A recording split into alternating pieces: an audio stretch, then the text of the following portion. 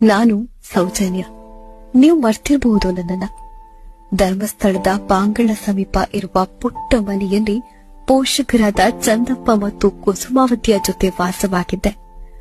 ಬಡವರಾಗಿದ್ರು, ಕಷ್ಟಪಟ್ಟು ತುಂಬಾ ಮುದ್ದಿನಿಂದ ನನ್ನ ಸಾಕಿದ್ರು ನನ್ನ ತಂದೆ ತಾಯಿ.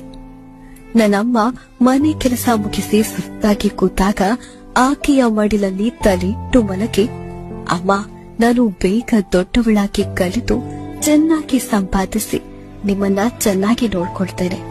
ನಂತರ ನಿಮ್ಮಿಬ್ಬರ ಕೆಲಸಕ್ಕೆ ಸಂಪೂರ್ಣ ವಿಶ್ರಾಂತಿ ಸಿಗುತ್ತೆ, ನೆಮ್ಮದಿಯ ಬದುಕುವ ಎನ್ನುವ ಕನಸನ್ನ ತೋರಿಸಿದ್ದೆ.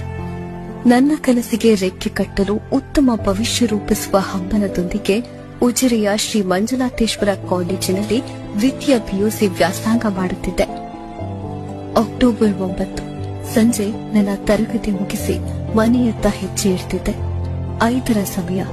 ಜಿನುಗುಟ್ಟುವ ಮಳೆಯಿಂದಾಗಿ ಬೇಗ ಮನೆ ಮುಟ್ಟುವ ಉದ್ದೇಶದಿಂದ ಸ್ವಲ್ಪ ಆತುರದಿಂದಲೇ ನಡೀತಾ ಇದೆ. ಆದ್ರೆ ಮನುಷ್ಯ ಜಾತಿಗೆ ಕಳಂಕವಾದ ಕೆಲ ದುಷ್ಟರು ತನ್ನ ನೀಚ ಕಾಮದೃಷ್ಟಿಯನ್ನ ತೀರಿಸಲು ನನ್ನ ದೇಹವನ್ನ ಉಪಯೋಗಿಸಿದ್ರು.